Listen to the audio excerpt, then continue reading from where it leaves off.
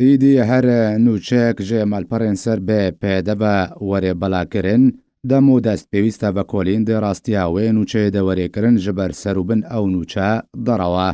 پێدە درێیەکەنە لە ڕۆنەهیوە دەبێژێک و ئەنجومەنە مالباتên şehîdan malbatên leşkerê roj komkirina bê çalakiyê rabûne ku têde malbatên leşkerê roj daxwazê ji zarokên xwe dikin dev ji rêzên leşkerê roj berdin.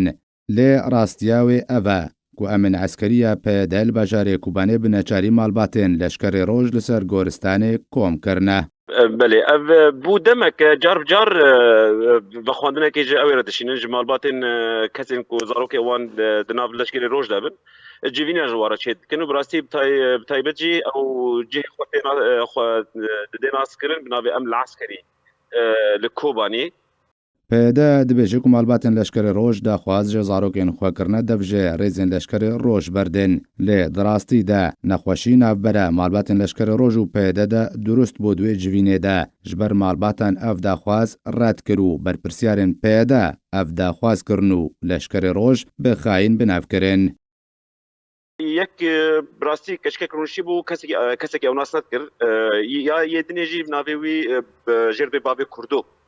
Ew jî ji gundên ji Rojavayê Kobanî ye.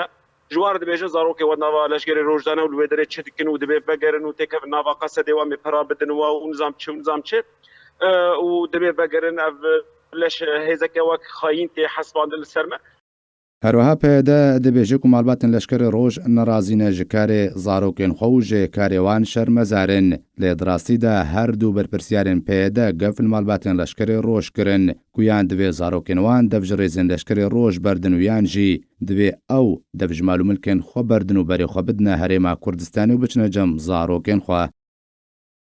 Heger hûn ê hewl bidin wan ji wir kaşkin û êk û kaşnekê jî yani li dawî wek ewekê dibêjin انه يا زاروكي وورن يا ونهرنجان زاروكي خوي يعني بفي اوائي يعني دبيجن بله تشكي فرمي تنبو يعني بل دابو نوان ونك فلان روجي دركبنا تشكي وسب فيرنجي تنبو له هما غوتبو زاروكي ونين ون كنا خو نكار زاروكي خو بين برا ورجم زاروكي خو هەروەها پێدە دەدێ خویاکردن و malbatên leşkerê roj bixwe kom dibin û vê daxwazê ji zarokên xwe dikin.